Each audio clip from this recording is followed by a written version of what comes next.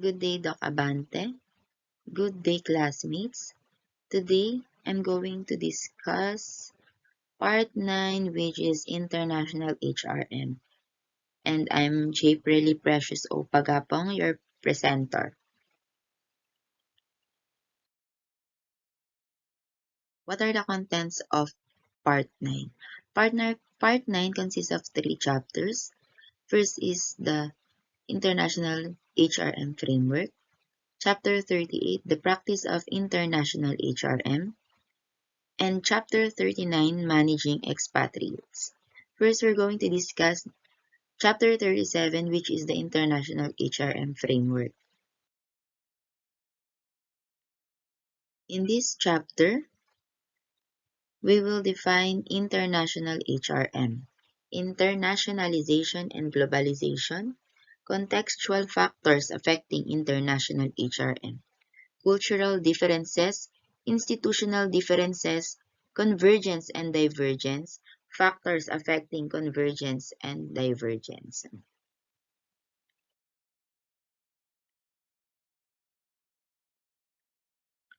International HRM takes place in a framework consisting of the international scene in general, the implications of the different approaches to international strategy, and the specific contextual factors associated with differences in culture and institutions.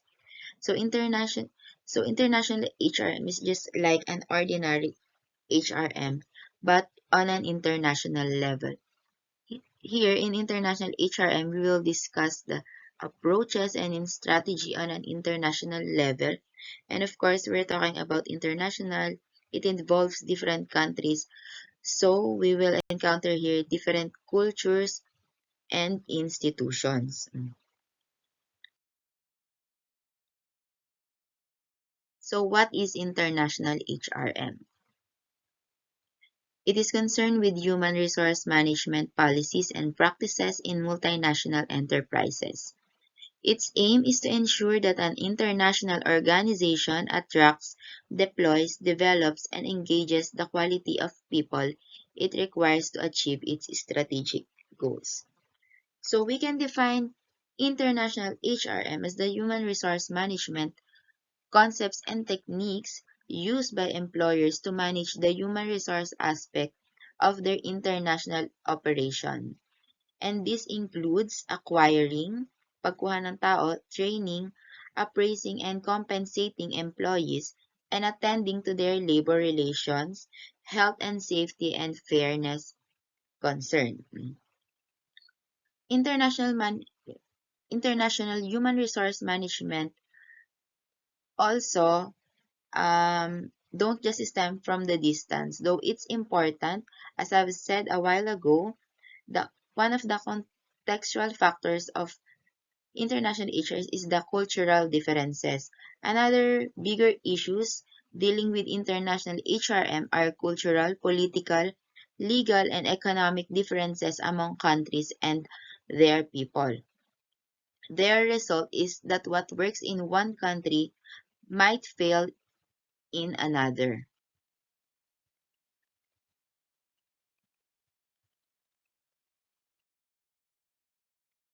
International scene. Globalization versus internationalization. International scene. Internationalization is the process of international economic integration in worldwide markets.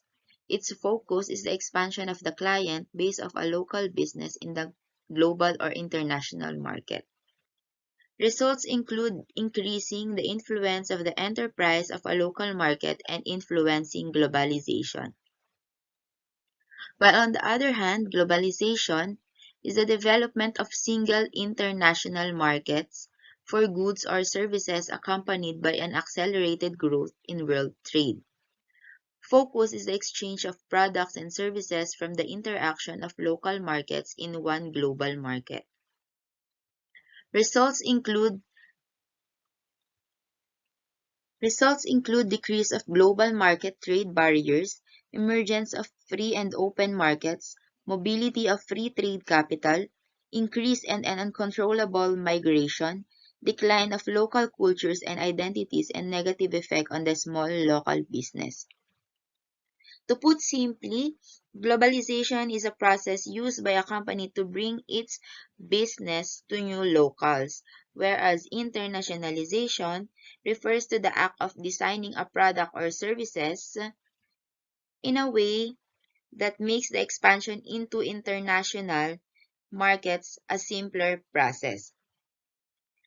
Another main difference between internationalization and globalization is that internationalization refers to the way in which a certain company or a market increases its footprint or influence in the international market, while globalization refers to the process in which the local markets and economies on the whole connect with those in other countries, sharing universally accepted rules and regulations. Also, globalization requires that organizations increase their ability to learn and collaborate to manage diversity, complexity, and ambiguity.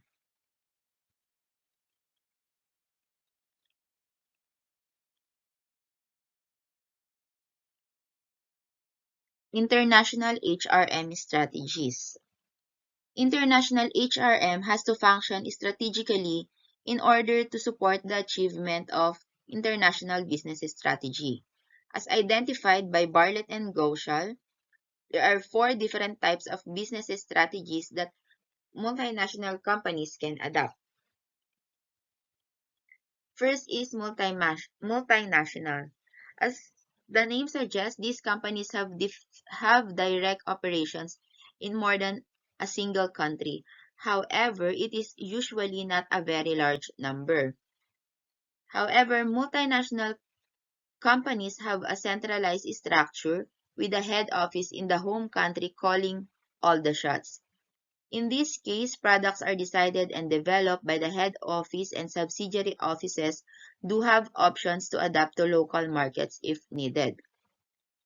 So with this, building strong local presence through sensitivity and responsiveness to, to local needs is the international HRM strategy. Next is global. These companies work to have a foothold in a large number of countries, usually larger than a multinational corporation. They, however, do not follow the system of having an official head office. Various subsidiaries are set, but standard products are sold without any flexibility in terms of adapting to local consumers. So, in global, we use the strategy in building cost advantages through controlled global scale operations. Third is international. The operations of such companies lie in one single home country as the base center. These companies only export or import products from the home country. The offices hence only exist in the home country, and there is no foreign direct investment in other countries. The functioning and strategies are derived mostly from the primary market, which is the domestic home country market. Here, exploiting parent company knowledge and capabilities through worldwide diffusion and adaptation. And lastly, transnational. These companies are operating in multiple countries, having foreign direct investment in all of them. Such companies follow a flexible approach, understanding and adapting to the local culture and demand of each country. Hence, offices in each country work in a decentralized manner with decision-making powers. In fact, subsidiary offices can launch and make products which might not be manufactured in the original home country if there is a chance of demand. In transnational, we create a new organizational model by simultaneously developing global competitiveness, multinational flexibility, and worldwide learning capacity. And in this and in this and in these different types of business strategies, they suggested that the transnational organization is a feasible and necessary response to the changes in the international environment. And it is claimed that adopting the transnational mode allow companies to deal effectively with these demands. Contextual factors affecting international HRM. Ito yung sinasabi ko kanina. All HR activities are affected by the context in which they operate, but the variety of contexts in which international HRM functions are particularly significant in the way in which they influence decision on the dissemination of parent company policies and practices, and on the employment of expatriates. There are two factors, the cultural differences and institutional differences. First is the cultural differences. According to Briscoe et al., many of the most important and difficult challenges to the conduct of international human resource management stem from the differences encountered in various countries and multinational enterprises cultures. Variations in national cultures are reflected in people's values, beliefs, and behavior patterns. And to heel trap, HRM areas that may be affected by national culture, decision of what makes an effective manager, giving face-to-face feedback, readiness to accept international assignments, different concepts of social justice, pay systems, and approaches to organizational structuring. And to Gerhardt and Fang, he stated a misfit between national culture and management practice will reduce effectiveness. For example, if you, using a pay for individual performance plan in a country having a highly collectivist culture will not work well. And to Hofstede, based on his research using worldwide data on IBM employees, he suggested that culture consisted of shared values and involved the collective mental programming of people in an environment and broad tendencies to prefer certain states of affairs over others. He concluded that the cultural values within a nation are substantially more similar than the values of individuals from different nations. So, paano ba natin i-explain yung cultural differences? Cultural differences are the diverse behaviors, beliefs, customs, traditions, language, and expressions that are characteristic to groups of people of a particular race, ethnicity, or national origin. Also, cultural differences in organization have impacted various HR practices. It has also led to ineffective communications since diverse nga yung behavior, yung language, nagiging mas ineffective yung communication, mas nagkakaroon ng conflict and confusion among HR and other employees. For example, countries differ widely in their culture. In other words, in the basic values, assumptions, and understanding their citizens share, people values and assumptions tend to drive what they do, and so cultural differences manifest themselves in how people in different countries think and act.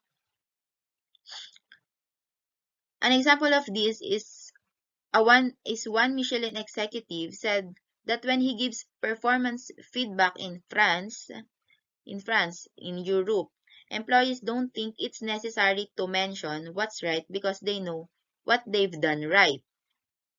Unlike dito sa atin, we love to hear compliments, ganon. He focused instead on what's wrong.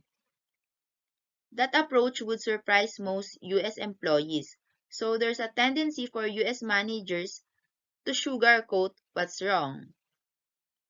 Another thing, sa mga Asian country like China, head of companies are inclined to see employees as member of their family, but in turn, demand much of them. Personally, ito yung na-experience ko dun sa previous company ko kasi Chinese din yung owner. Another example is that when workers around the world tend to have different attitude toward authority and decision making. With respect to authority, countries range from egalitarian to hierarchical. For example, in the more egalitarian countries like US and Canada, managers emphasize worker empowerment and soliciting input, while in hierarchical countries like Saudi Arabia and Russia, authority clearly resides in top managers. So, dun pa lang magkaiba na. Similarly, difference in how they make decision characterize cultures around the world.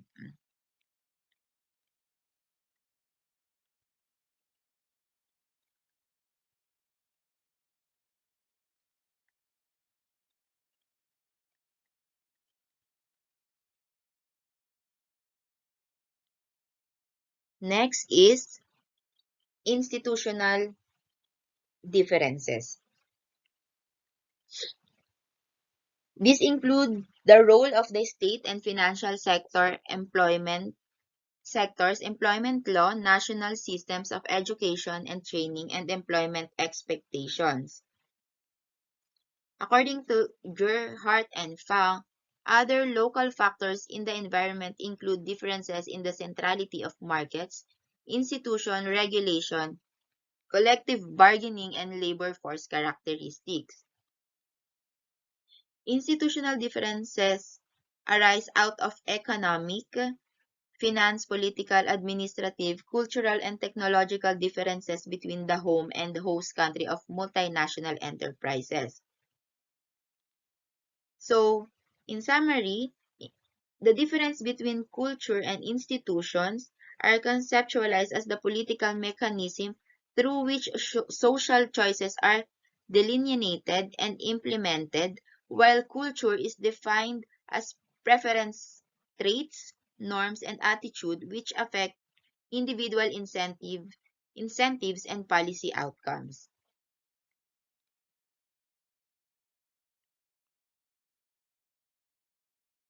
Convergence and divergence.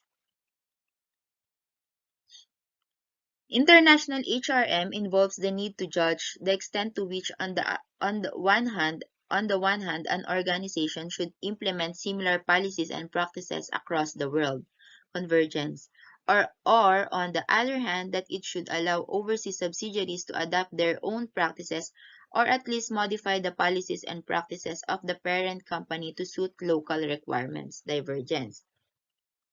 So what is convergence and divergence in international HRM? Convergence puts forward that international HRM practices are becoming more similar and eventually converge from the root word converge.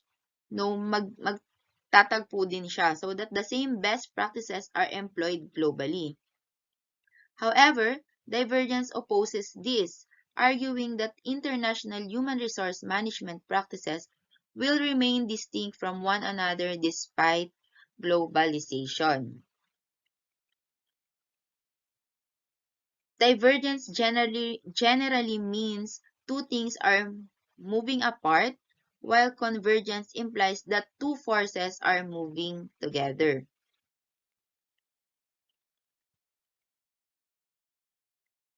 Nature of convergence and divergence. There is a natural tendency for managerial traditions in the parent company to shape and standardize the nature of key HR policies and practices throughout an international organization. This can be called a one-country approach, but there are arguments for divergence in the form of allowing subsidiaries to apply their own practices as a means of ensuring that local requirements are sufficiently taken into account. According to Frenkel and Pitts, describe globalization induced towards increasing convergence, which finds a counterbalance in national culture, the role of the nation state, and national industrialization strategies. To Brewster and Sutari, he remarked that strategic alignment, convergence, and localization, divergence, can be regarded as opposite extremes as a continuum.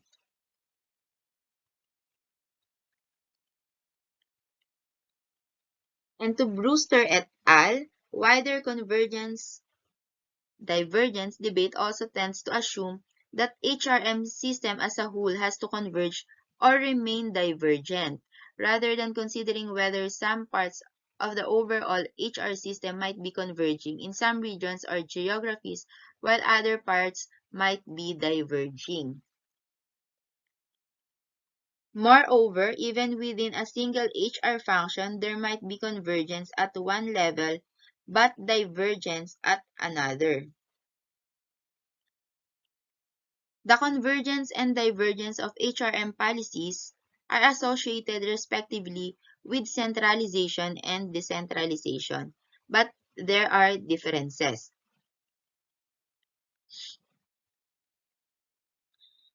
As defined by Hawkinson and Buchanan, centralization is the concentration of authority and responsibility for decision-making in the hands of managers at the top of an organization's hierarchy, and decentralization involves authority and responsibility for decision-making being dispersed more widely downwards and given to the operating units, branches, and lower-level managers. Centralization and decentralization are mainly concerned with decision-making, degrees of autonomy, and and organizational structures. In contrast, convergence and divergence are primarily about the dissemination or absence of dissemination of specific policies and practices, although they may be linked to process of centralization and decentralization.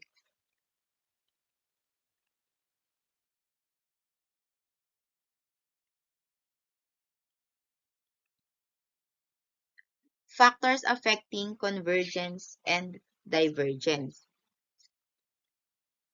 The factors affecting convergence and divergence consist of the orientation of international firms, as expressed by their attitude on the role and place of subsidiaries, the drivers of a global integration, and institutional and cultural issues influencing the approach to the dissemination of the policies practices of the parent company.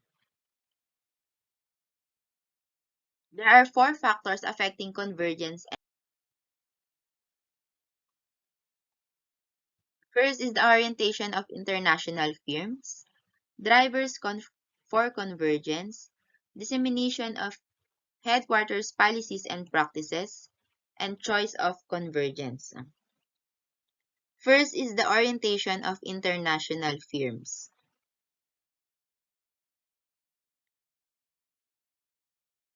As described by Perlmutter, there are four types of orientation in international firms.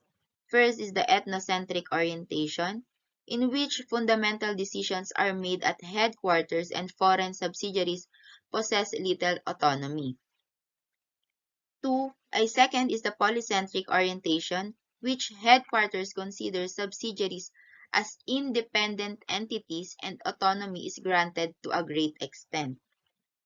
Third is the regiocentric orientation, in which subsidiaries are interconnected and regulated by a regional center. And fourth is the geocentric orientation, in which headquarters and foreign subsidiaries are integrated worldwide and interdependent to a high degree. We're also going to discuss this orientation of international firms on the next chapter. Next is the drivers for convergence. Smalley listed three drivers for global integration or convergence.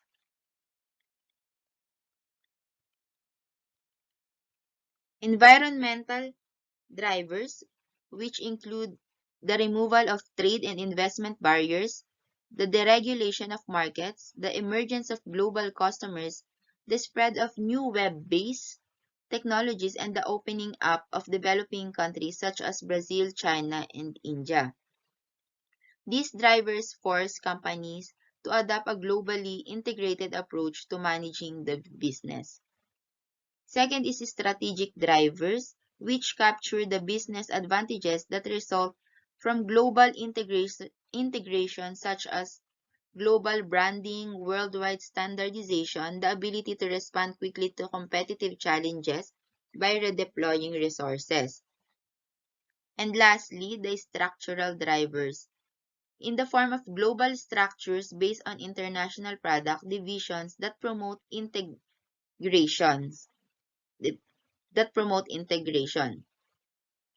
Lertsundi and Landeta explained that organizational practices should also be viewed as valuable resources and capacities that it is useful to replicate and exploit throughout the organization.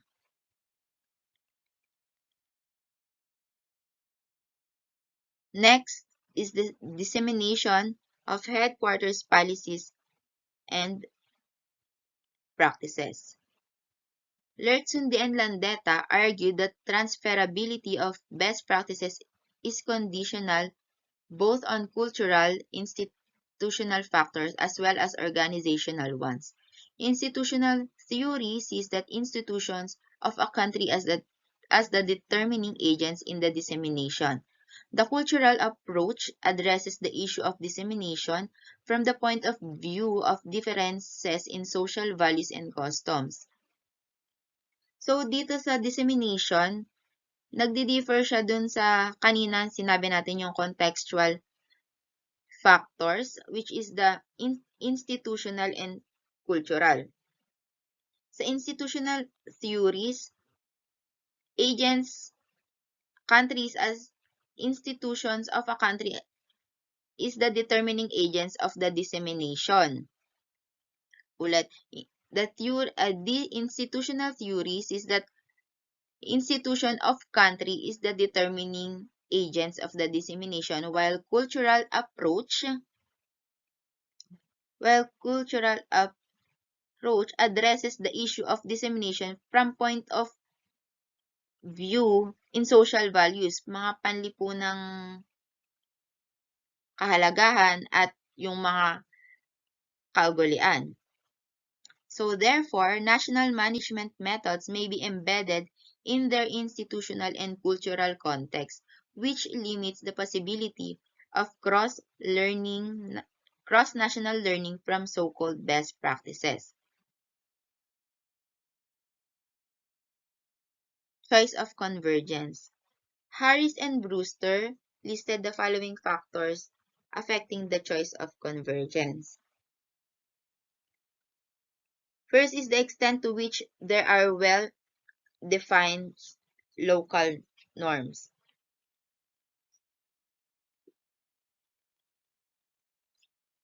Second is the degree to which an operating unit is embedded in the local environment. Third is the strength of the flow of resources, finance, information, and people between the parent and the subsidiary. The orientation of the parent to control, the nature of the industry, the extent to which it is primarily a domestic industry at local level, and the specific organizational competencies including HRM which are critical for achieving competitive advantage in a global environment.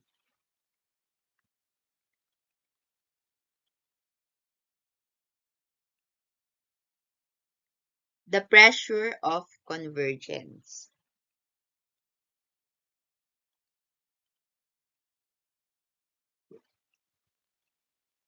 Brewster claimed that convergence may be increasing as a result of the power of the markets. The importance of cost, quality, and productivity pressures the emergence of transaction cost economies, the development of like-minded international cadres, and benchmarking best practices. Isidore et al. Suggested that internationalization offers firms manifold advantages such as realizing economies of scale and scope, learning from international markets, exploiting interrelation between business segments and geographic areas, achieving risk diversification and cost reduction. At Brewster et al. In 2005 thought that it is quite possible for some parts of an HR system to converge while other parts may diverge. And lastly, Stiles noted that common practices across borders may be appropriate. Organizations seek what works and for HR in multinational companies and range of option is limited to a few common practices that are believed to secure high performance. So, hindi talaga mapipilit yung kung convergence or divergence. Nagva-vary talaga siya dun sa culture, yung mga ganun kung nasaang bansa ba yung company. And lastly, Rayleigh and Williams asserted that the reason for commonality are certainly justifiable and organizations may not have any real choice, especially in protecting corporate reputation. Advantages and disadvantages of convergence. Convergence can ensure that establish good practice in the parent company which has demonstrably contributed to success can also contribute to the success of foreign subsidiary. It can help to ensure that a global mindset exists that enables distinct units to work together to achieve a common purpose.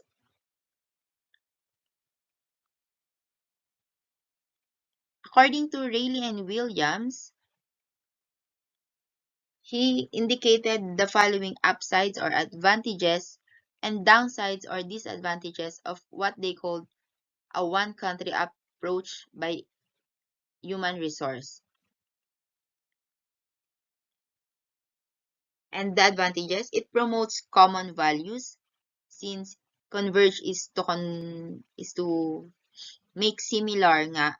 It delivers consistent treatment to staff, export good business practice to all parts of the organization, gives greater control over dispersed operation, and provides cost control. And the disadvantages or the downside, harmonization can stifle innovation. The center losses touch with the sharp end of the business.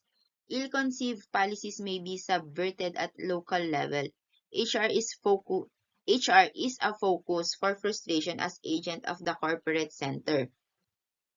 Does not easily sit with workforce segmentation. So, yung mga downside ng convergence is parang napapabagal or napipigil nito yung pagbabago since may sinusundan nga tayo.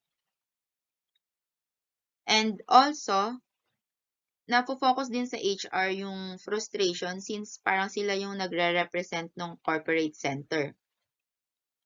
In addition,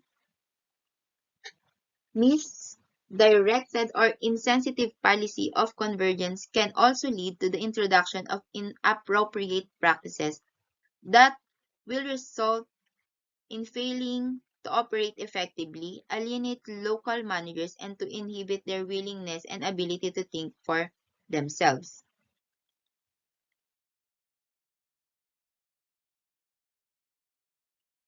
How to achieve convergence or achieving convergence? According to Tayeb, proposition that it is generally easier to transfer strategies and policies than practices, rather than trying to impose central practices in certain cases. It may be preferably simply to set out broad policy guidelines expressing and underpinning the values that the parent company would like to be applied throughout the organization.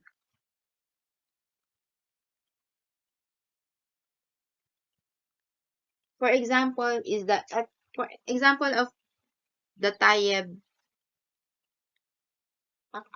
for example, on the approach of TAIEB, this could cover, for example, ethnical principles on how people should be treated, or more specifically preferred approaches to the recruitment, selection, induction, and reward of employees, or to employee participation in and communication. It is also necessary to bear in mind that it may not be possible to standardize some aspect of HRM because of local employment law regulations. And next is Lertsundi and Landeta found that the practices that reflected the greatest differences between head office and affiliates were those associated with communication and participation. Participation in particular was frequently significantly less in affiliates.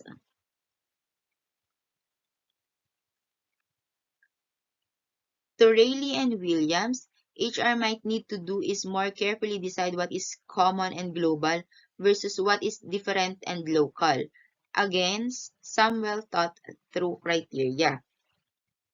This might mean, for instance, a common HR information but local resourcing, or one method of executive reward, yet multiple ways of aligning local pay with the market.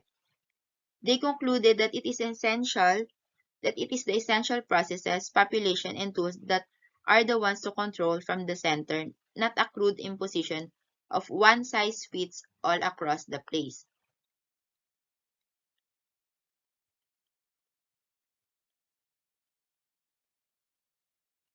In addition, set out two considerations for Lertsundi and Landeta set out two considerations for those making decisions on which HR system would be exported to their foreign subsidiaries.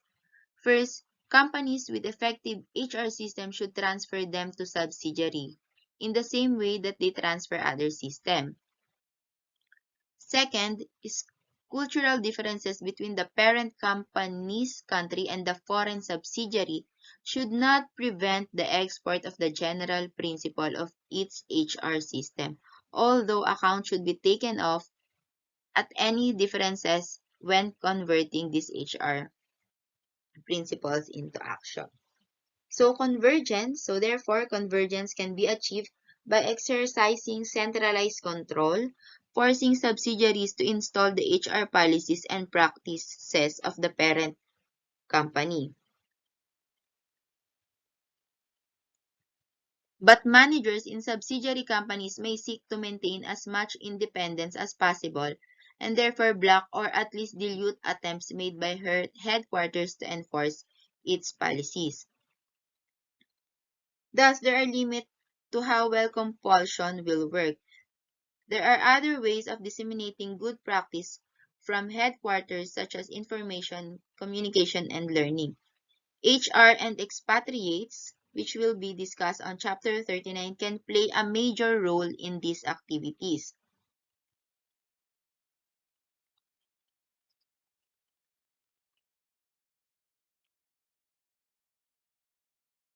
Next is Chapter 38. In this chapter, we will discuss the practice of international HRM, workforce planning, resourcing, talent management, international performance management system, reward management, multicultural working, and role of the international HR function.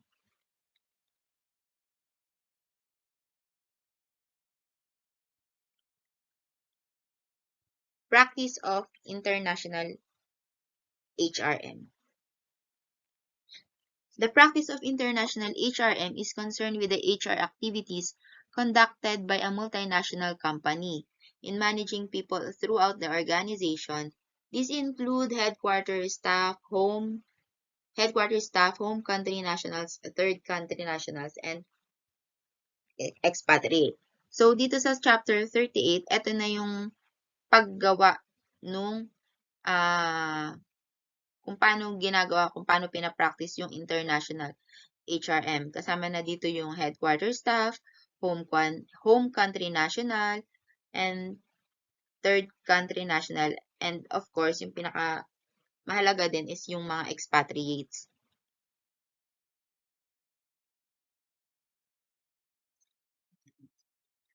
Workforce planning. International resourcing is based on workforce planning. Planning processes which assess how many people are needed throughout the multinational companies, set out the sources of people available, and in the light of these forecasts, prepare action plans for recruitment, selection, or assignment. Workforce planning also may be carried out by the parent company HR function, although it is likely to focus mainly on managers and professionals and technical staff throughout the global organization and is linked to talent planning and talent management. Workforce planning naman for junior staff and operatives is more likely to be carried out by the subsidiaries, although the center may require information on their plans. This may be from inside their organization or in their own labor market, but it could also include information on how many positions will need to be filled by expatriates by the parent company or from other countries or the third country national. So, sa workforce planning, pwedeng yung parent company na HR function yung mag-carried out for kung sakaling mga managerial positions and technical staff yung kinakailangan. Pero kung sa mga junior staff naman or operatives, pwede naman na yung mga subsidiaries although kailangan pa din nilang magbigay ng information dun sa center kung ano yung mga plans nila. Again, the headquarters HR function has to assess source of people from within the parent company or elsewhere as potential expatriates.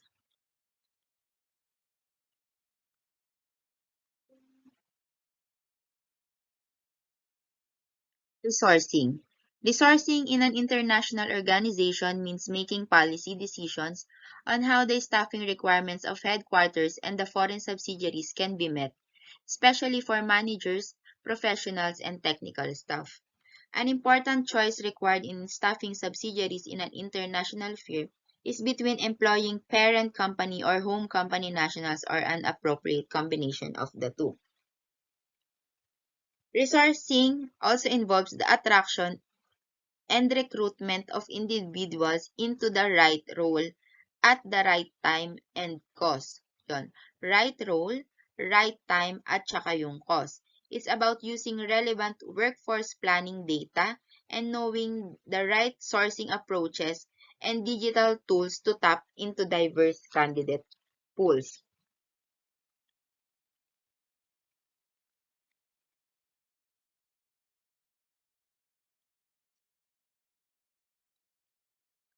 Sa resourcing, ginagamit din natin yung 4 types of orientation ni Perlmutter, yung kaninang diniscuss ko dun sa factors affecting convergence and divergence under orientation of international firms. Dito, mas elaborate lang natin yung orientation, yung 4 types of orientation. Again, the ethnocentric orientation. Sabi kanina, the fundamental decisions are made at headquarters and foreign subsidiaries possess little autonomy. In addition, the subsidiaries are likely to be managed by staff from the parent company. This increases the ability of headquarters to control subsidiary company operations, but creates problems in the shape of difficulties in managing expatriates and the frustration of home country nationals. So, sa ethnocentric orientation, yung subsidiary kailangan niyang mag-comply sa default policies and procedures ng headquarters. This means the company does not adapt its products to the needs or wants of the other countries they operate in. There are no changes in product specification, price, or promotional strategy. And management believes that employees native to the home market can do a better job driving the company forward overseas than their non-native counterparts. An ethnocentric orientation may also arise naturally because of a shortage of expertise in a foreign country. So, dahil dito, ang benefits ng ethnocentric is coordination. Since mas gusto nga nila yung native employee nila kaysa yung non-native counterparts, mas nagre-result ito sa coordination between company headquarters and the foreign country. Also, expansion capacity, ethnocentric orientation may also be used by companies that are making their first foray into other countries. The approach allows them to establish new production facilities and launch products with relative ease. Next is the polycentric orientation. Headquarters treats subsidiaries as independent entities with considerable autonomy. The subsidiaries are usually managed by local nationals, which provides for continuity and eliminates the problem of using expatriates, including the likelihood that they are most costly. Sa polycentric naman, ito yung opposite ng ethnocentric, in that the business seeks to do things the way local does. Next is the geocentric orientation. Headquarters, our foreign subsidiaries, are integrated worldwide and are highly interdependent. Geocentric orientation means that the company sees the whole world as a potential market. In other words, they see a negligible difference between countries because consumers have more or less the same needs.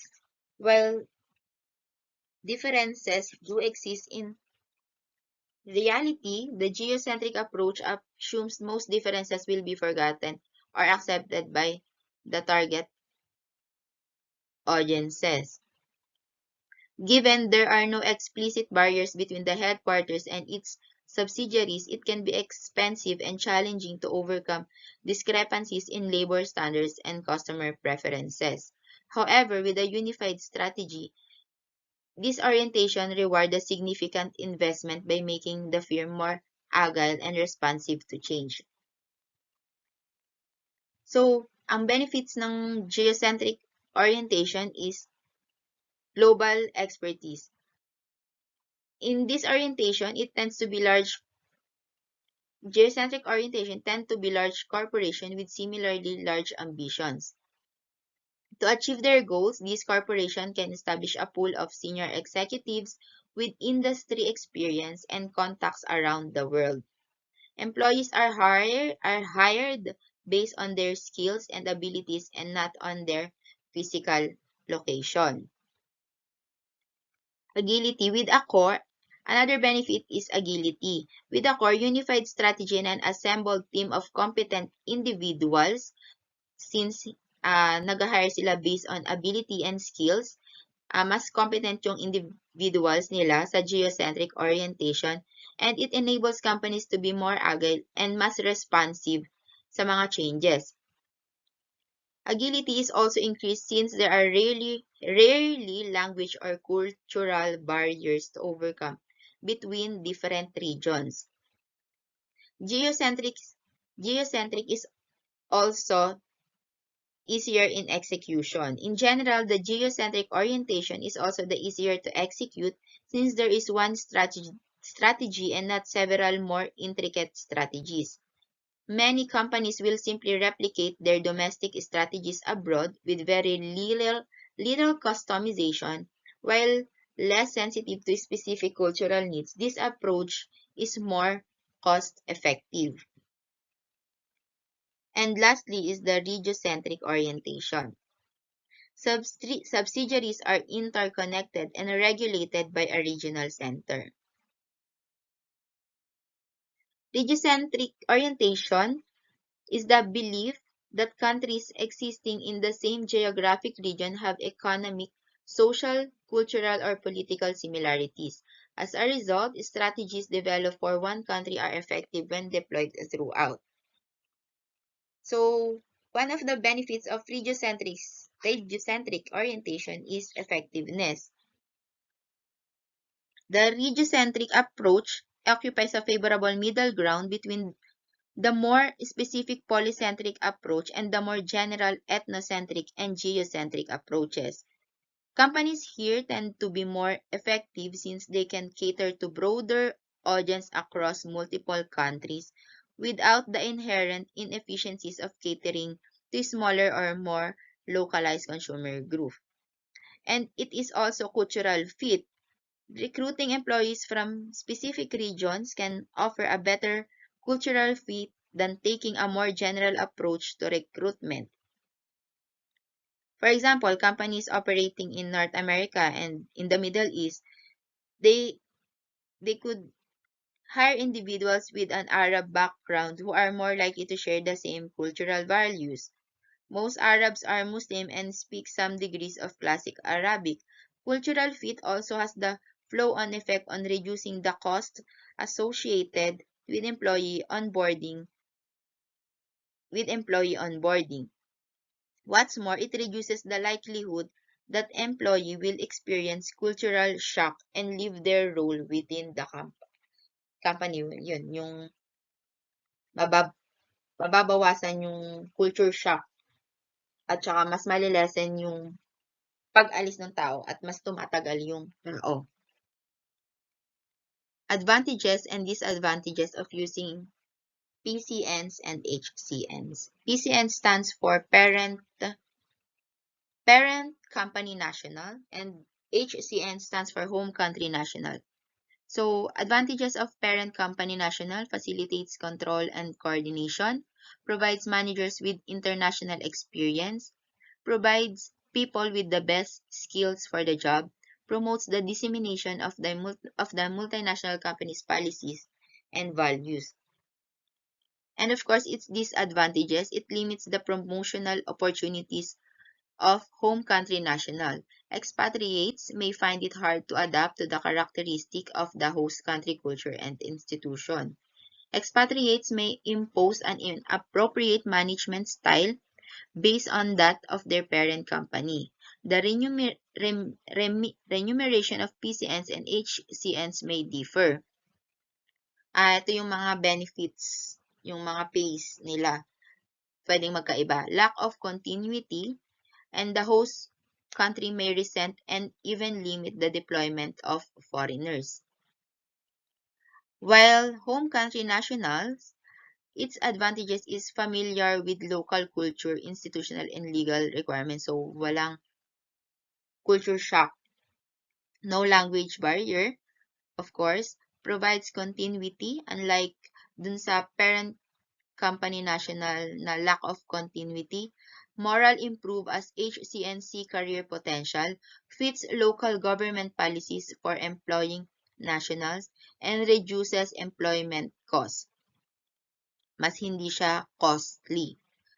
Disadvantage: unfamiliar with parent company's practices and systems. Dissemination of HQ practices more difficult. May not have the immediate skills required, and more difficult to exercise control from the center.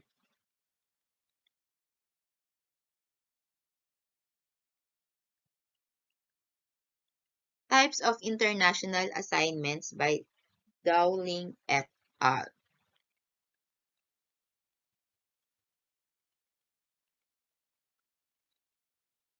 There are also other ways of meeting staff requirements in foreign subsidiaries by Dowling et al.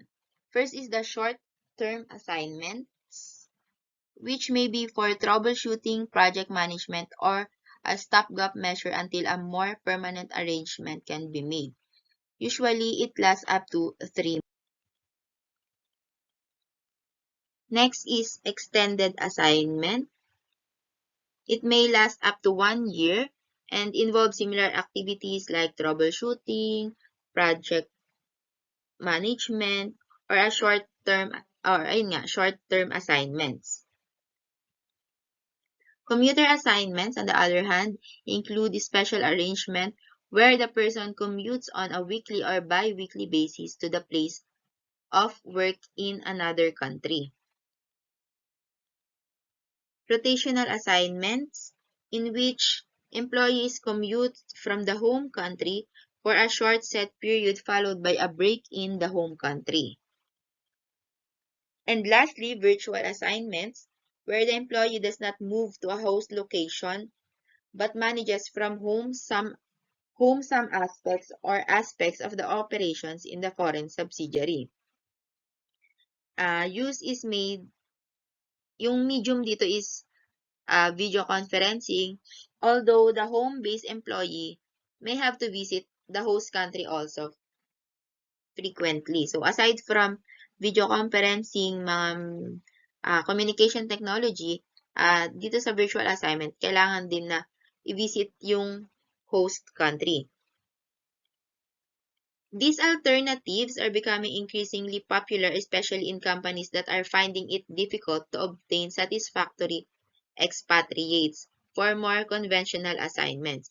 So, itong mga types of international assignments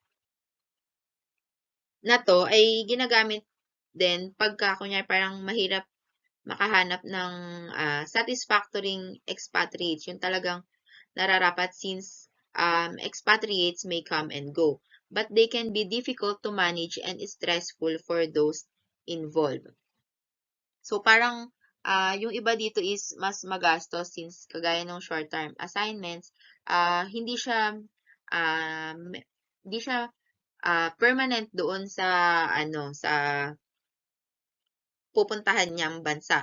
Naglalas lang siya ng 3 months, ganun. Kaya mas costly din siya aside from difficult to manage and stressful.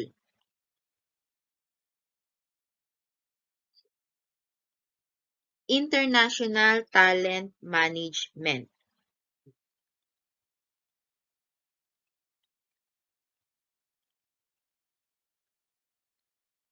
As talent management defined, as the process of ensuring that organization has the talented people it needs to attain its business goals. So, international talent management defined as by Melahi and Colling, it is the systematic identification of key positions which differentially contribute to the organization's sustainable competitive advantage on a global scale, the development of a talent pool of high-performing incumbents to fill these roles, which reflects the global scope of the multinational enterprise. The development of a differentiated human resource architecture to facilitate filling these positions with the best available incumbent and to ensure their continued commitment to the organization. So, ang talent management is how employers recruit and develop workforce that is productive as possible and likely to stay with their organization long term. So, yung kanina nga, yung mga types of international assignments, mas malilesen natin yon dito sa international talent management.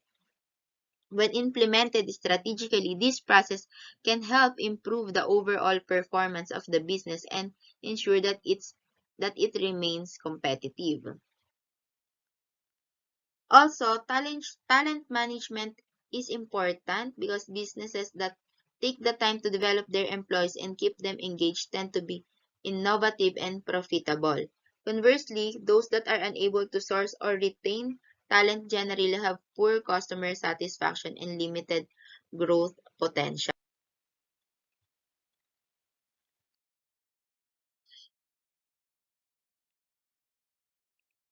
Ayun.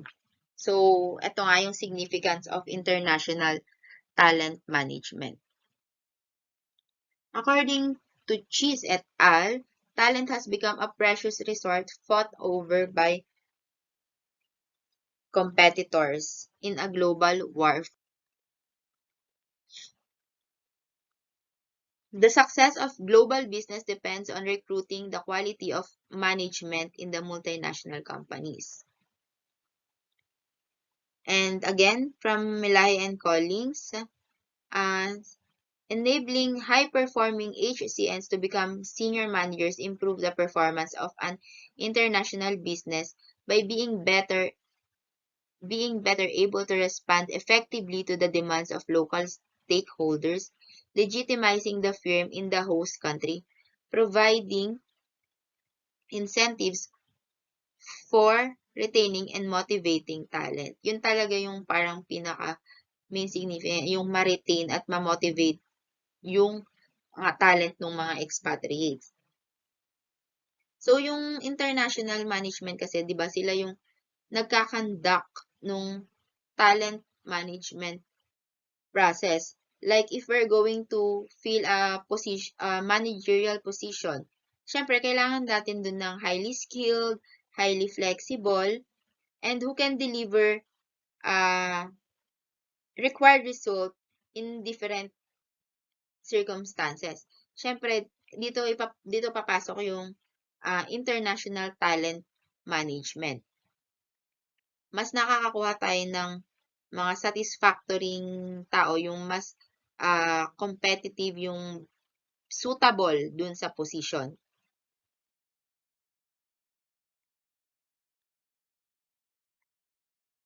Process, and here's the process of international talent management.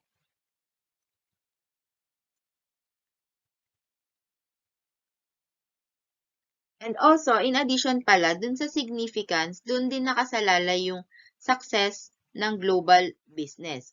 So, let's proceed to the process of international talent management. First is talent planning. Here, dito sa talent planning, ilan or what sort of talented people ang kinakailangan sa ngayon at sa future. So, pag alam mo na yon, punta ka na sa talent pool definition. Pag na-identify na sa talent planning, next is talent pool. Talent pool is filled mainly from within the organization with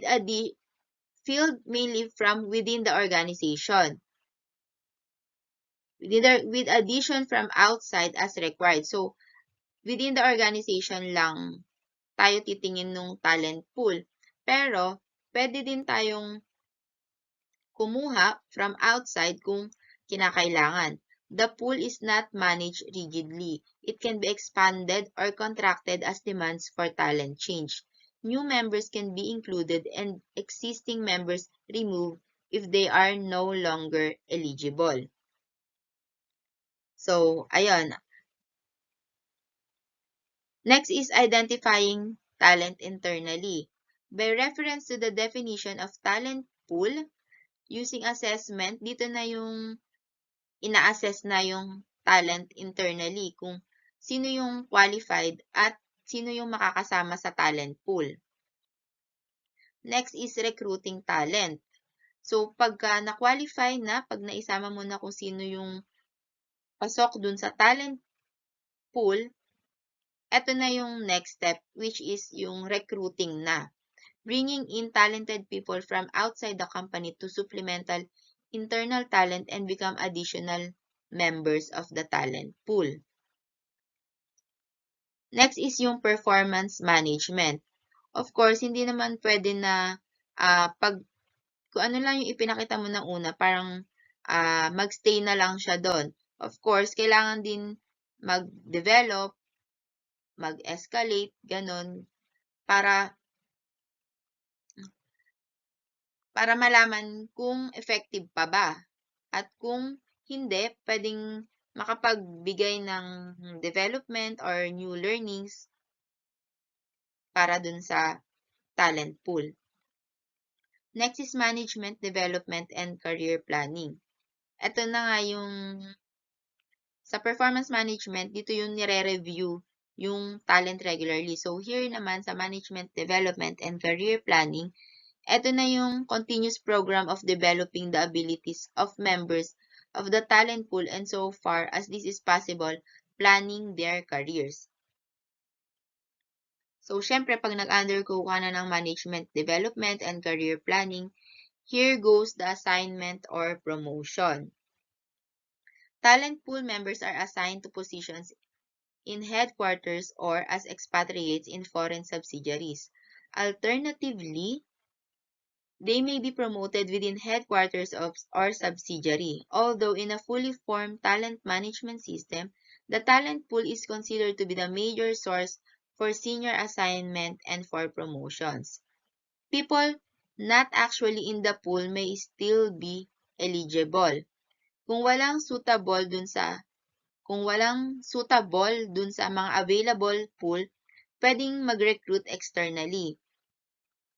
Those assigned or promoted will still be included in the talent pool.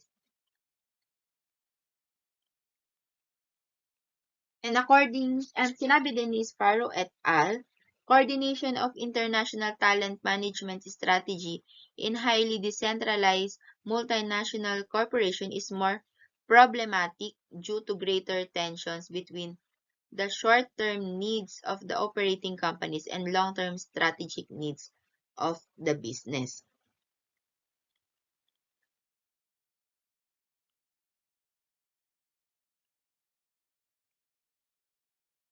So, reasons why global talent management often fails according to Melahi and Collins.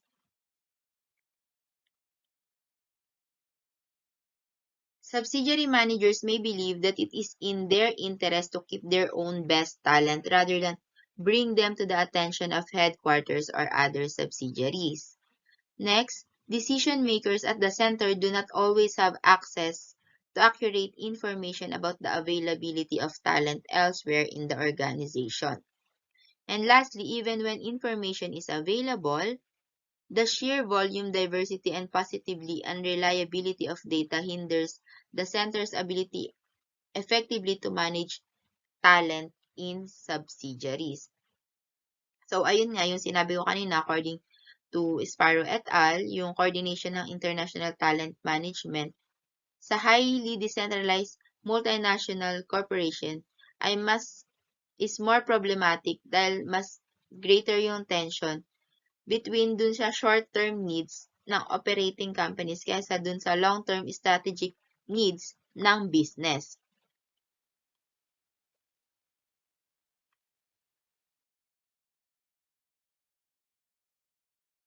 International performance management. International performance management systems basically contain the following elements, which correspond to those found in domestic systems: performance agreement, performance management throughout the year, performance review. The effectiveness of the internal performance management is affected overall by the sheer complexity of international business and the distance separating headquarters and subsidiaries. The particular issues affecting international performance management are the increased difficulty in influencing and controlling line managers, cultural differences, the problem of achieving consistent rating results, and variable levels of maturity among subsidiaries which affect relative performance. So, mamaya iisa-isahin natin yan. Yung performance management is, siya yung nandun sa process kanina, which is nasabi na the talent ay hindi kailangang fix lang at kailangan din siyang i-review regularly and need for development.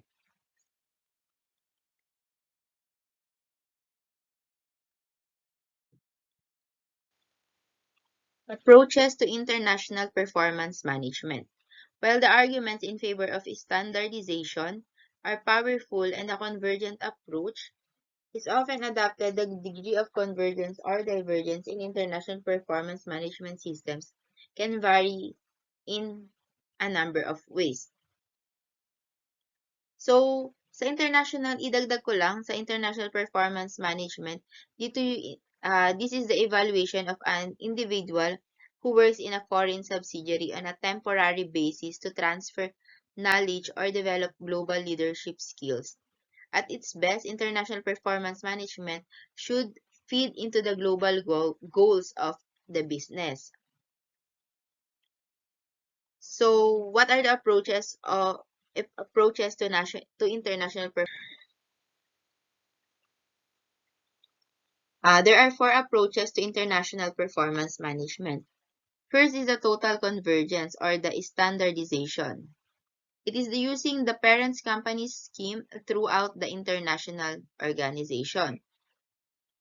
Next is total divergence or localization.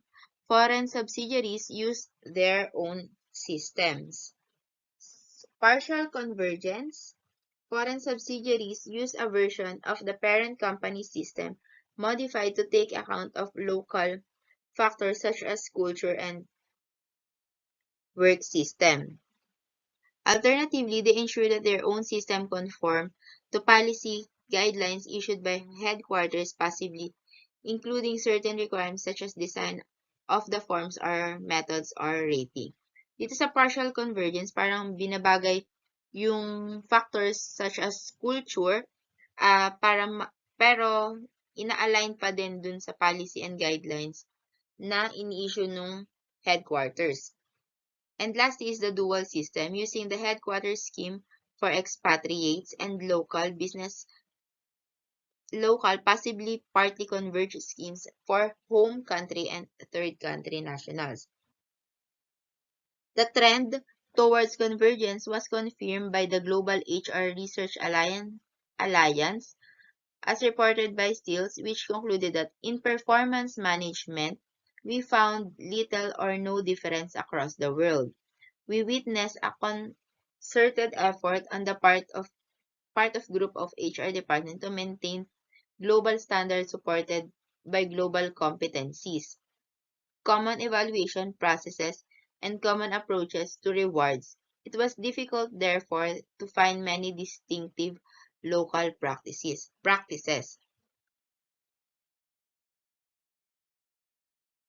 International performance management systems. International performance management systems basically contain the following elements that correspond to those found in domestic systems. Na-discuss na din natin to.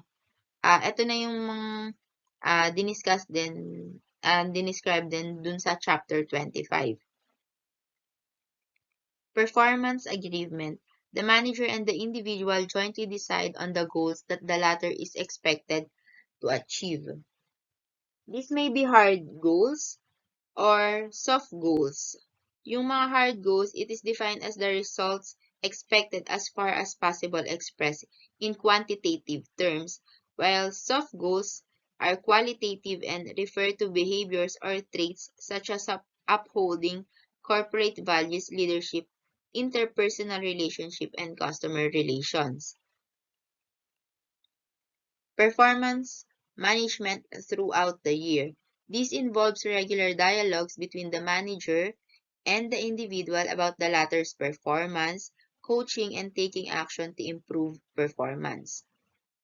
And lastly, performance review, a formal review of performance in achieving agreed goals and meeting competency requirements. Yung review provides the basis for a new performance agreement and for a program of development to enhance the ability and skills. It may also inform performance-related pay decisions. So, dun sa review, parang dun binibase kung magkakaroon ba ng bagong agreement or magkakaroon ng development or magkakaroon ng performance-related pay decision. Parang incentive, ganon.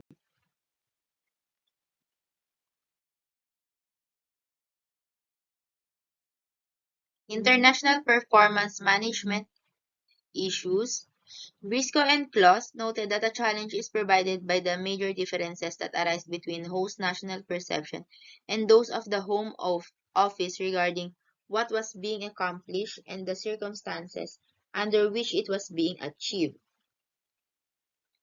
And Briscoe and Scheller mentioned the following difficulties.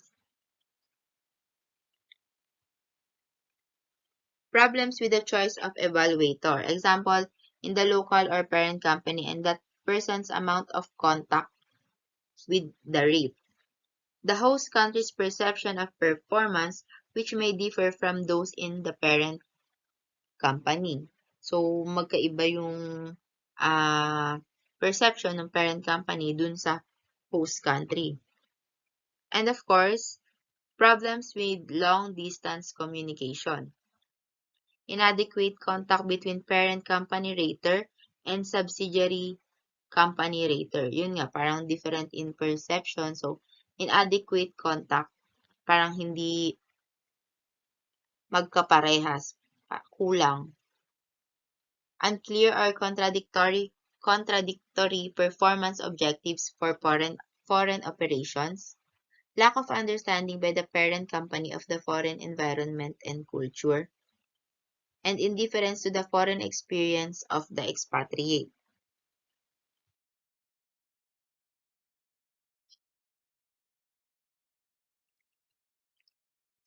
So, ito yung nabanggit ko kanina dun sa may definition ng International Performance Management. So, isa-isayin natin. So, line managers.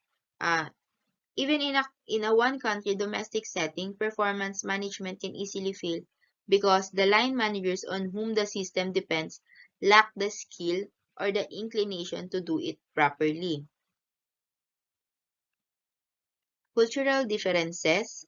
So, ayun, kanina pa dun sa pinakaunang chapter, napag-usapan na natin yung cultural differences.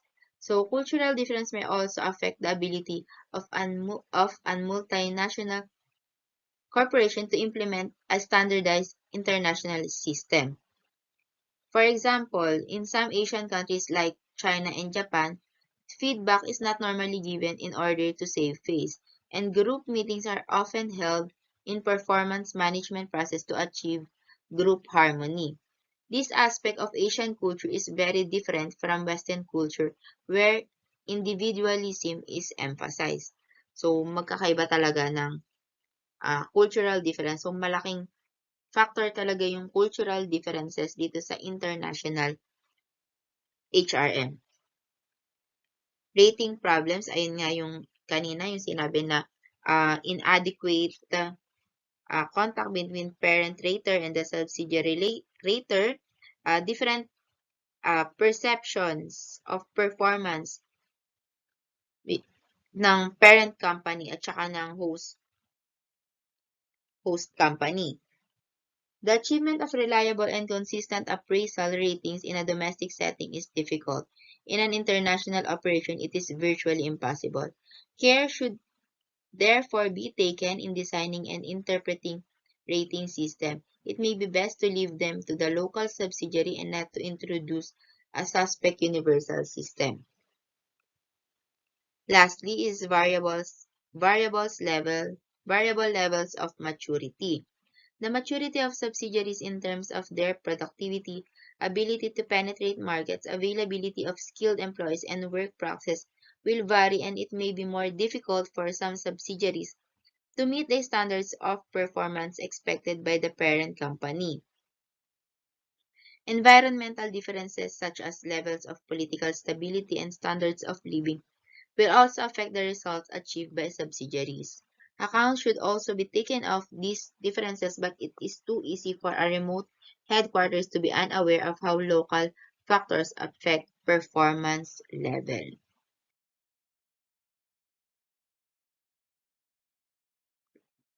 Reward management.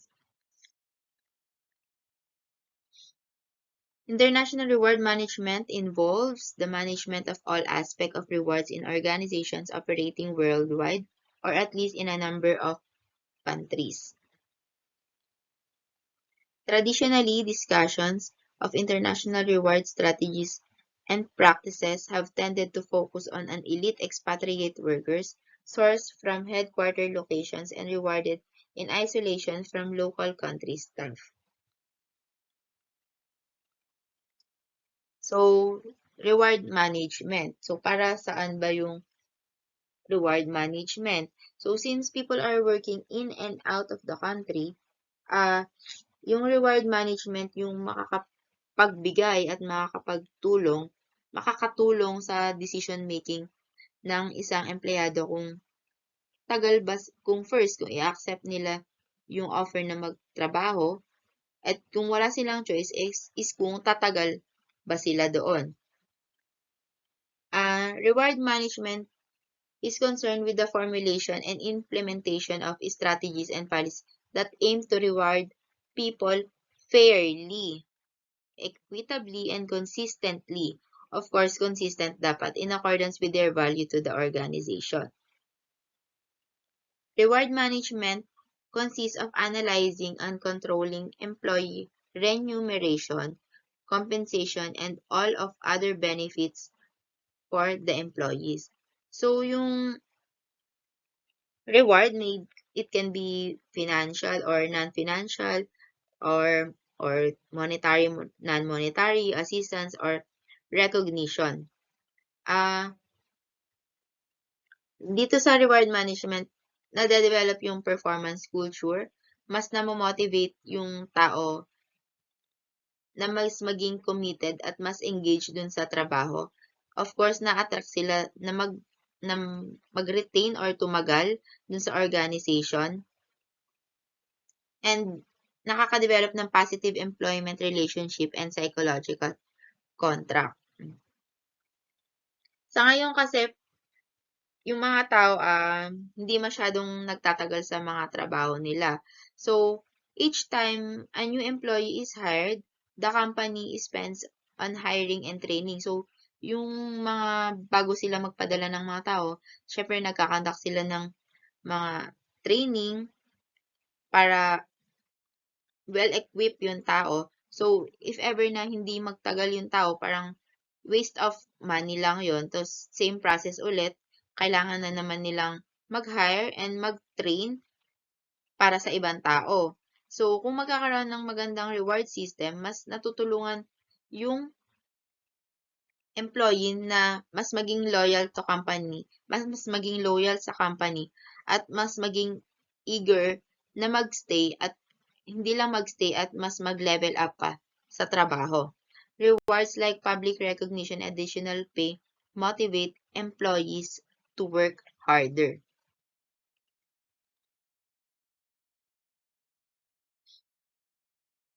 Reward management. Stephen Perkins explained that achieving an appropriate global-local balance between global and local requirements in international staffing and rewards has therefore become a much more strategic and challenging issue for HR and reward managers. Yun na yung parang in-explain ko kanina. Baiten and Leuven main concerns in global compensation, the extent of centralization or decentralization of compensation, policies and practices, balancing corporate and national cultures, the sustainability and span of global compensation policies, the choice of compensation instruments to be included in global compensation policies, global benchmarking,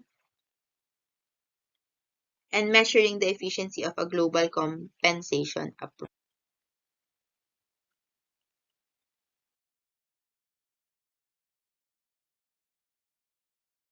Design of international reward systems.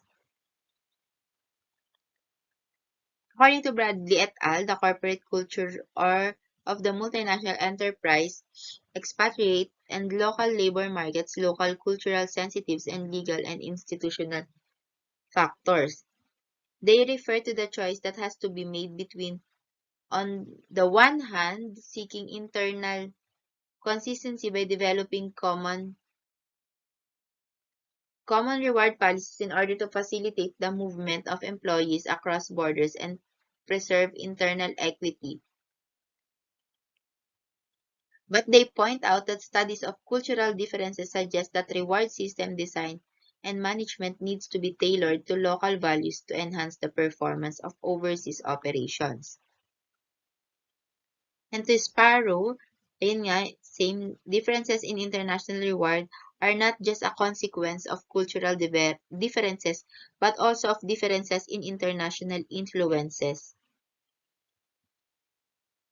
national business systems, and the role of competence of managers in the sphere of HRM.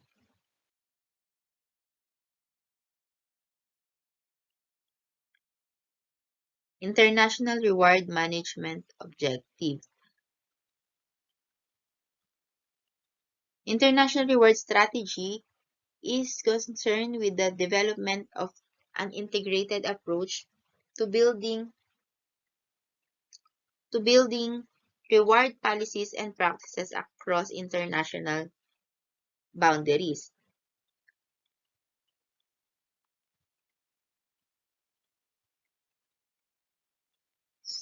So according to White, best practice tell us that global rewards must not be considered piecemeal. He explained that the development of any reward program calls for an integrated approach whereby each individual element of reward supports the other to reinforce organizational objectives. A global rewards philosophy and a total rewards approach can facilitate alignment of an organization's rewards with business strategy, focus employees on the business goals, and reinforce consistent pay practices.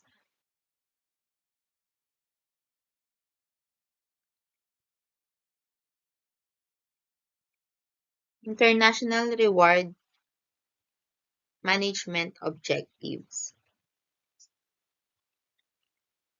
So, kung mapapansin nyo, ah, yung objective niya is morely on to attract, facilitate, establish, and to maintain.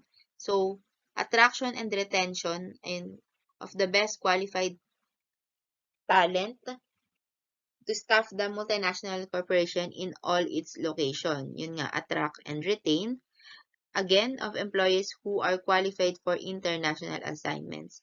Facilitate or transfers between different locations with the MNC. Establishment and maintenance of consistent and reasonable relationship between the compensation of employees at home and abroad. Maintenance of compensation which is reasonable in relation to the practices of competitors yet minimizes cost to the extent possible.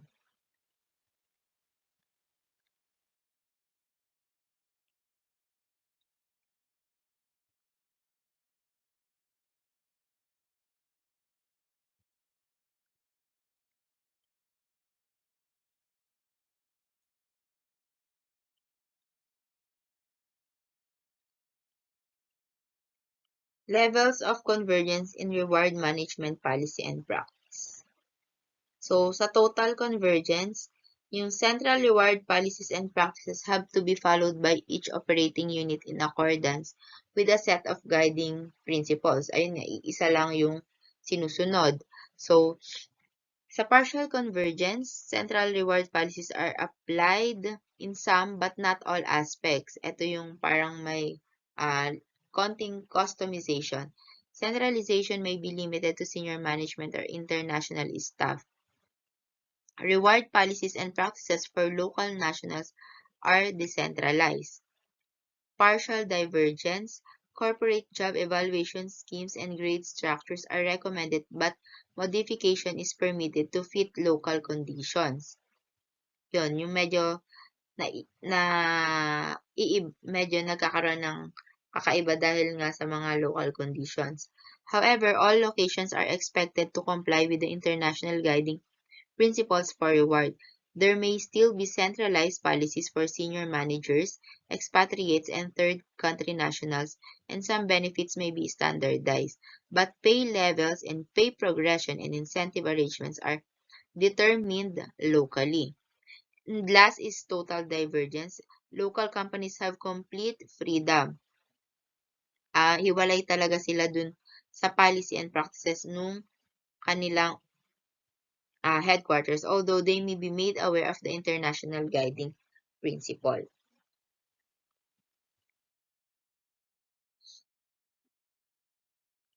Multicultural working.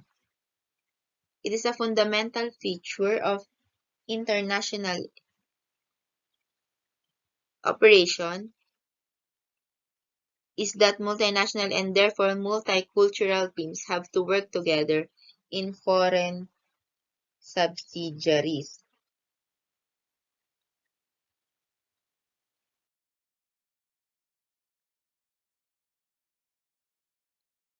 Tips for managing a multicultural team.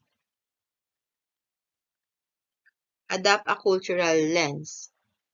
Be prepared to set aside tried and tested management techniques that may have served you well in the past. So, of course, syempre, one of the tip is uh, kailangan natin mag-adapt.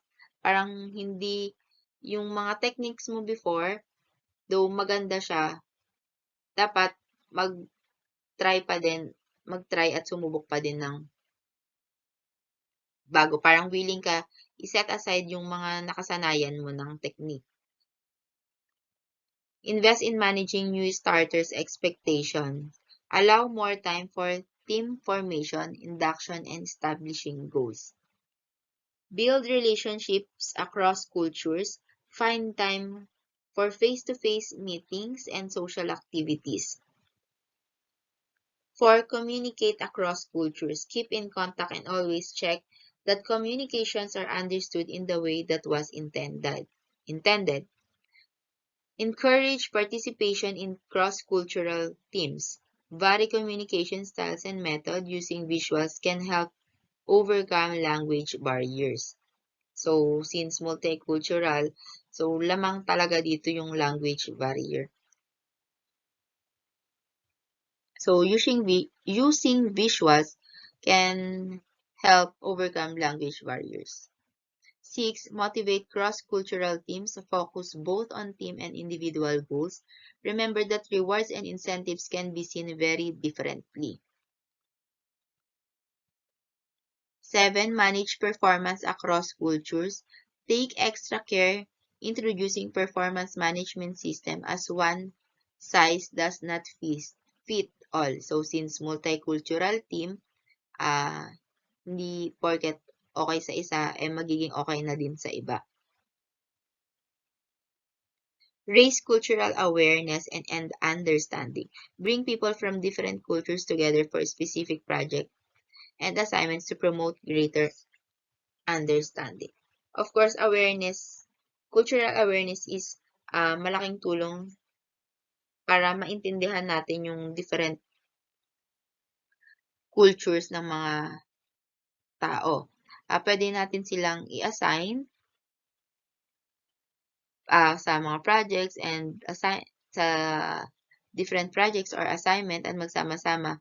So, parang makapag-adjust sila, magkaroon sila ng greater understanding, mas lumawak sila, mas matuto din sila dun sa mga culture na kasanayan nung mga kasama nila.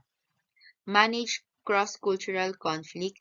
Help people clarify their assumptions, even understanding what the issue is can be difficult.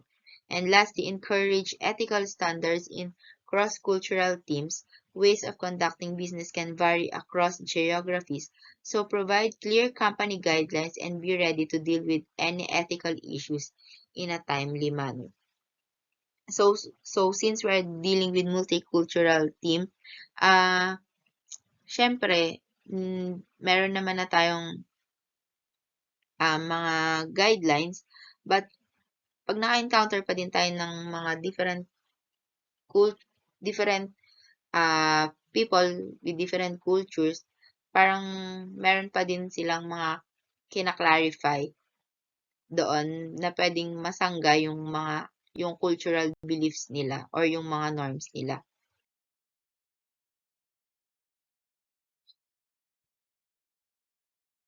So, what is the role of the international HR function? An international HR function is responsible for developing and operating a transnational HR system. As defined by Festing and Adams, the sum of HRM policies and practices that a multinational enterprise uses to attract, develop, and maintain its human resource, including globally standardized and locally adapted structures and processes. HR function in different times of of course, HR function in different types of international firms. Like in centralized global firms, the function undertook a wide range of activities, and the key roles were management development, succession planning, career planning, strategic staffing, top management rewards, and managing the mobility of international management. While on the other hand, on highly decentralized, yung kanina yung centralized global firm, ngayon decentralized firms, a lower degree of coordination and integration existed, and HR executives were more limited in the scope of their roles, focusing on management, development, and succession planning for senior executives. So according to Briscoe et al., he observed that global HR professionals are acting as the guardians of culture, operating global values and systems. They referred to the greater complexity and strategic importance of the international role and commented as follows on the role of a central HR. So according to Briscoe et al., the role of HR of international HR is to contribute as an integral partner in formulating the global strategy of the firm, develop processes and concepts for top management as they develop the global strategy, help top management to understand the people implications of globalization, identify the key skills required in the global organization, both line and HR management, and share the responsibility for HRM with line managers. So, for the last chapter, managing expatriates. In this chapter, we will discuss what is expatriates, managing of expatriates, use of expatriates, ROI on international assignments or return of investment, the process of managing expatriates, resourcing, recruitment and selection policies, preparation policies, assimilation and support policies, career management, expatriate performance, and pay and allowance policies.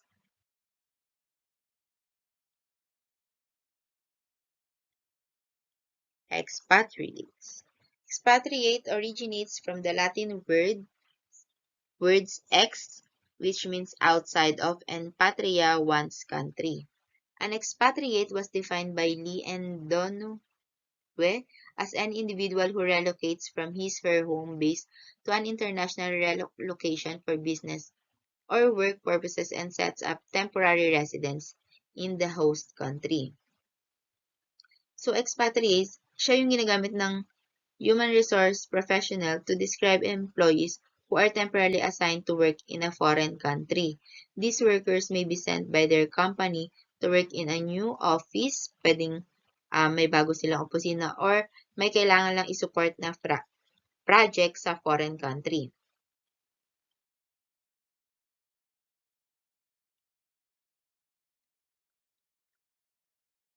Why use expatriates? According to Altman and Baruch, to transfer business and technological know-how, to develop personnel, to facilitate and improve communications between subsidiaries and headquarters, and to further unified organizational policy. And to Pinto et al., organization use international assignments mainly for subsidiary control and coordination, skills and knowledge transfer, managers, and of course, managers development. ROI on international assignments or return of investment. So, pag hire tayo ng expatriate, syempre nag invest tayo, gaya ng sinabi kanina, Kaya kailangan ng reward management system is para mag-stay yung empleyado, para ma-motivate, para ma-retain. Kasi bago sila ipadala or bago sila i-deploy, nagko-cost din, ginagastusan din yon ng mga organization. So, parang investment na siya. So, ito yung return of investment pag nandoon na sila. International assignments are investment in the use of human capital, which involve costs as well as benefits. It is therefore advisable to calculate the return on investment that they generate. According to Doherty and Dickman, ROI is the comparison of the financial and non-financial costs and benefits relative to the assignment purpose.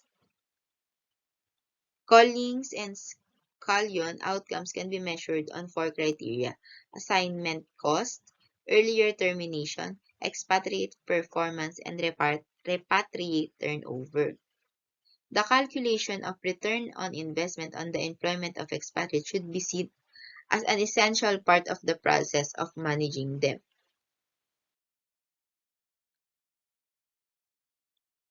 The process of managing expatriates. There are 3 process of managing expatriates. First is pre-departure. Of course, it is planning. Dito yung planning ng assignment, pagpili ng individual, and administrating the relocation program, and conducting preparatory training and development. Ayun nga. So, dito pa lang sa pre-departure, gumagastos na yung organization, yung company. So, sa pag-select, pag-relocate, pagkakandak ng training, tsaka ng development, dun pa lang, nag-i-invest na sa tao yung organization. Assignment, performance management, pay and benefits, family support and preparation for repatriation or reassignment. And lastly, post-assignment retention by reintegrating returning international assignees into organizational career systems.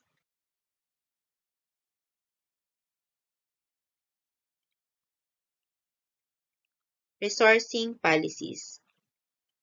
Policies are required on the employment of local nationals and the use of expatriates for long periods or shorter assignments. Expatriates may be required to provide the experience and expertise that local nationals lack, at least for the time being. But there is much to be said for a long-term resourcing policy, which states that the aim is to fill all or the great majority of posts with local people. Qualities and behaviors. So, sa resourcing policies, syempre, of course, qualities and behaviors is required for those who might work internationally. According to LeBlanc, the qualities and behaviors required for those who might work need to be specified. So, ano-ano yung mga yon? They should recognize the diversity of overseas countries. Dapat alam nilang i-accept yung difference between countries as a fact and adjust to these differences effectively. Accept and adjust. Tolerate and adjust to local conditions. Cope in the long term with a large variety of foreign contexts. Manage local operations and personnel abroad effectively. Gain acceptance as a representative of their company abroad. Obtain and interpret information about foreign national contexts. Inform and communicate effectively with a foreign environment about the home company policies. Take into account the foreign environment. Identify and accept adjustment to basic product specifications in order to meet the needs of the foreign market. Develop elements of a common framework for a company's strategies, policies, and operations. And lastly is to accept that the practices that will operate best in an overseas environment will not necessarily be the same as the company's home processes. Of these qualities, the first four yung first four na sinabi ko, refer to the critical requirement of cross-cultural awareness. Next is alternative approaches to resourcing. Consider other forms of talent, locals and self-assigned, and alternative forms of mobility. Example, business travel, virtual teams, short-term assignments, and commuting. Often equally effective and more compatible with individual interest.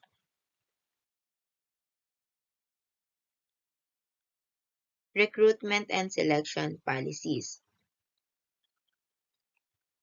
People for international assignments can be recruited from within the company from a defined pool by identifying individuals with the required qualifications or international advertisement.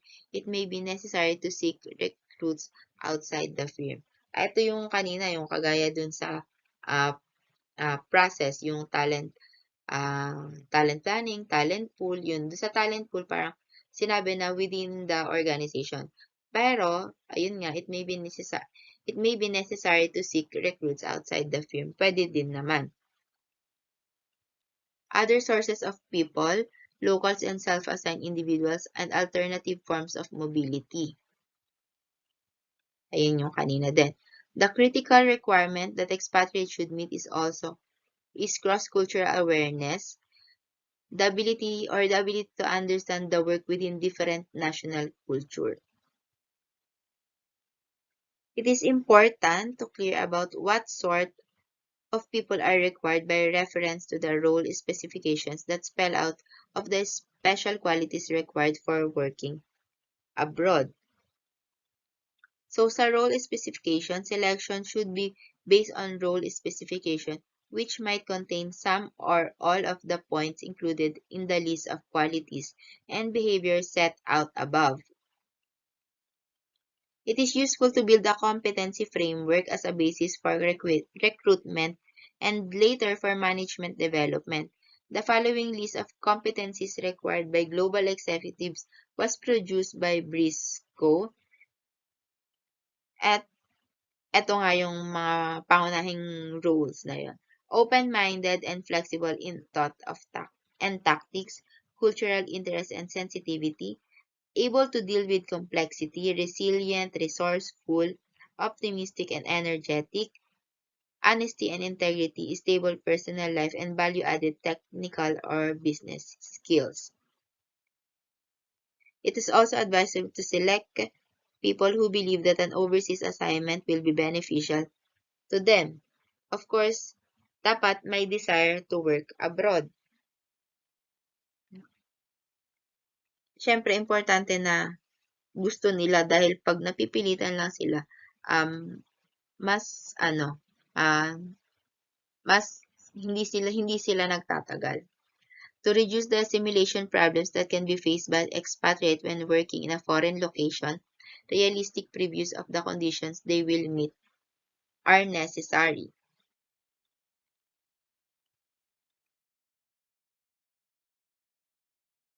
Preparation policy. Sa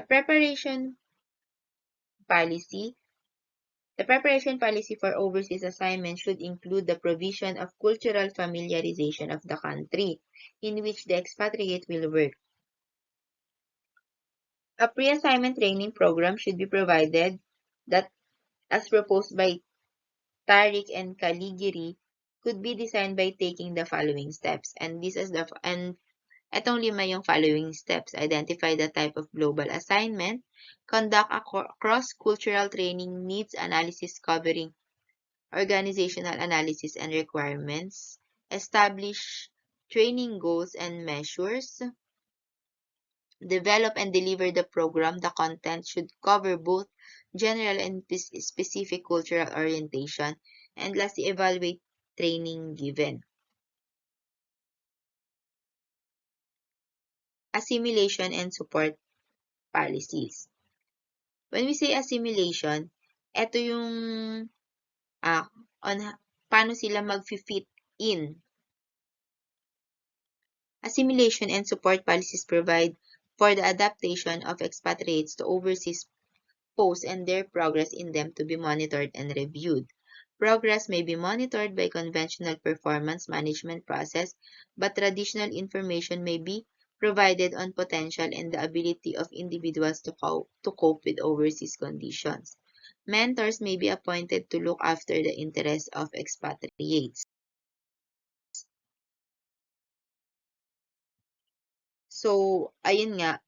So, according din to sa studies ni Istro et al., when employees accept an international assignment, they often return early for reasons such as difficulties in adapting to their host country. So, kaya nga, sabi kanina, dun sa role specification, uh, able to deal with complexity, open-minded, ganon, cultural interest and sensitivity. Kasi, pag hindi, wala.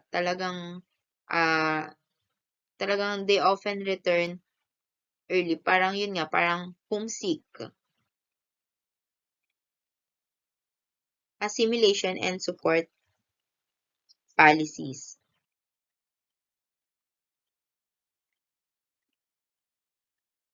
The specific support areas proposed by Wu and Ang were pre-departure preparation.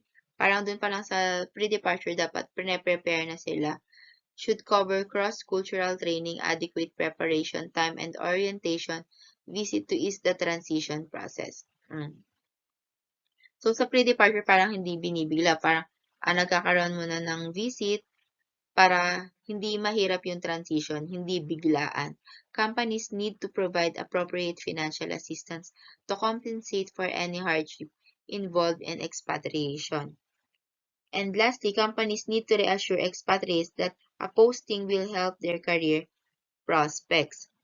According to Farr et al., he advised that organizations may want to employ formal mentoring programs and to ensure that the fit between the characteristics of the mentor and mentee is most conducive to the exchange of high-quality support.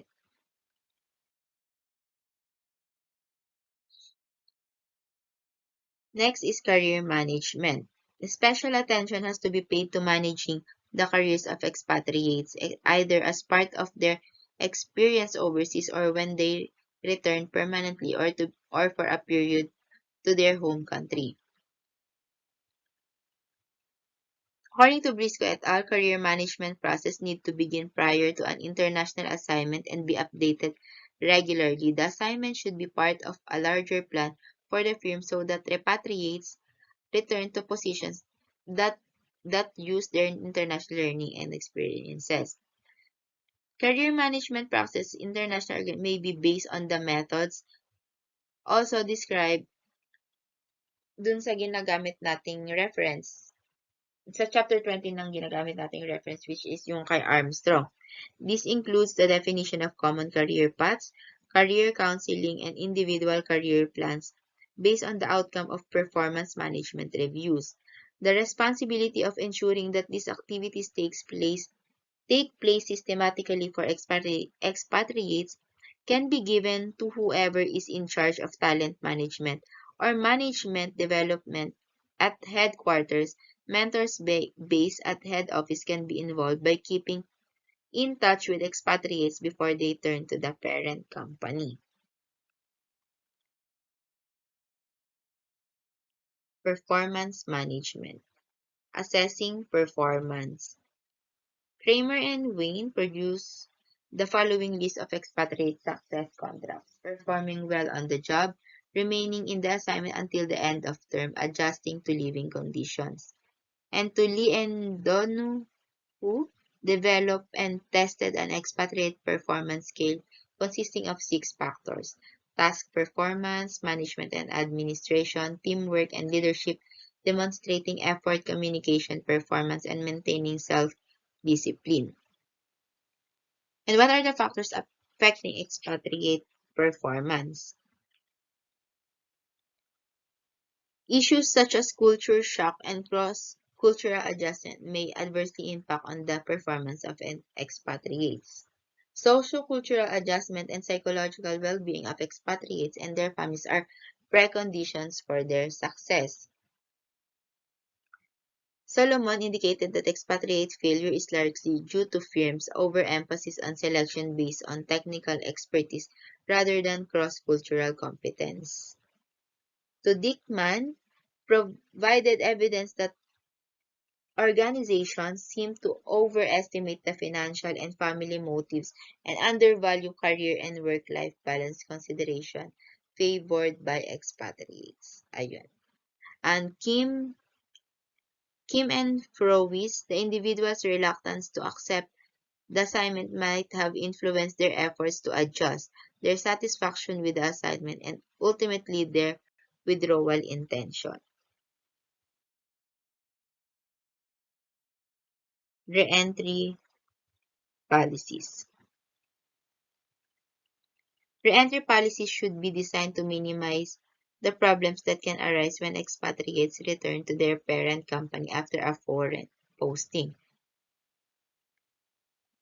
Policies should allow time for expatriates to adjust.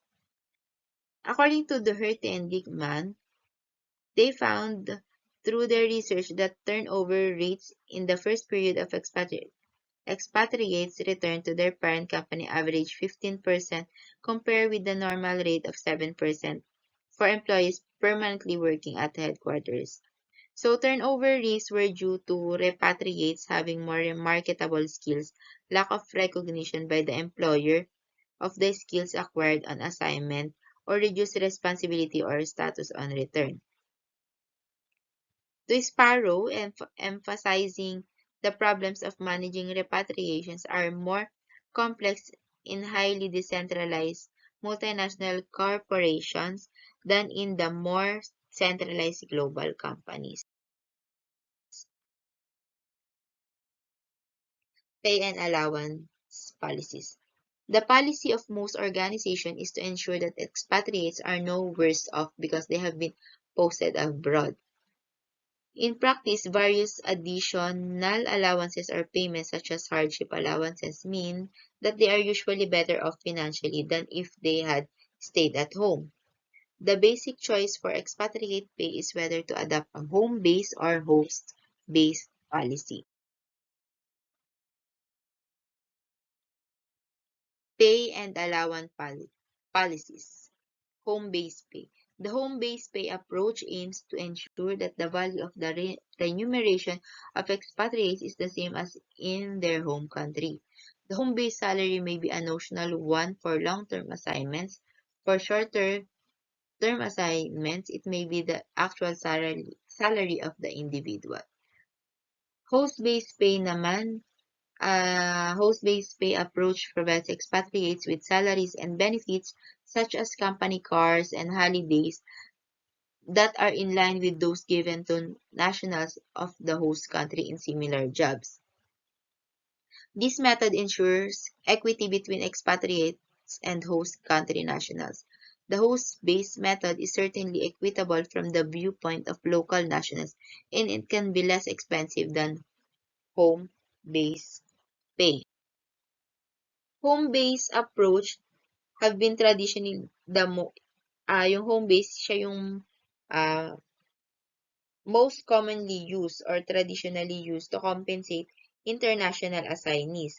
Assignees on a home-based approach retain their home country salary and receive a suite of allowances and premiums designed to cover the cost linked to expatriation. So, yung nare-receive niyang home-based pay is kagaya pa din dun sa home country niya.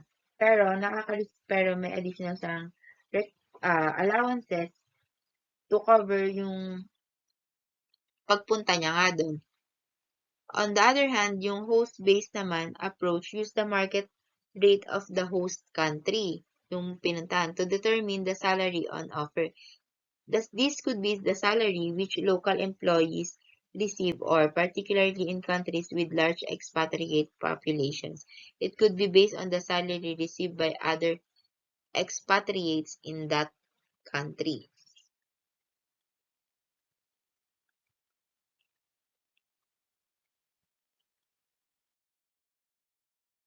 And that's all. Thank you for listening. And that's end my report. Thank you.